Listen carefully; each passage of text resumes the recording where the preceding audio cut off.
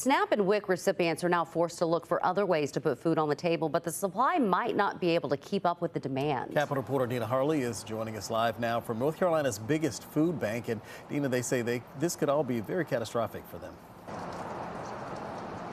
Yeah, because they say this is already coming at a critical time when more families than ever already need help just to keep food on the table for their families.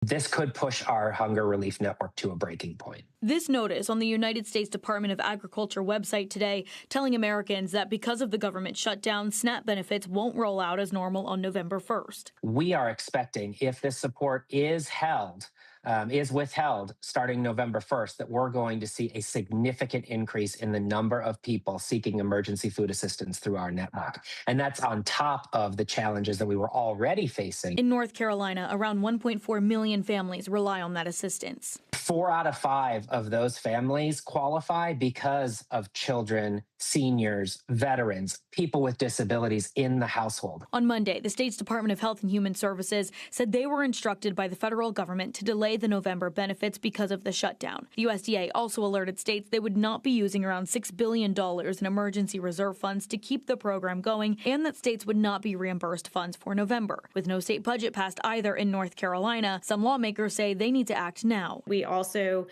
should be looking into our emergency funds to support families and keep SNAP going for them in this interim, what we hope is an interim period. Nobody should have to decide between paying for their prescription drugs or putting food on the table. And Governor Josh Stein also released a statement on this earlier today. He is urging the federal government to keep this assistance open and to help these families on November 1st. He also reiterated that the federal government and the USDA could use that emergency reserve funding to keep food on the table for these families. In Raleigh, Dina Harley, CBS 17 News. All right, Dina, thanks so much. We appreciate it.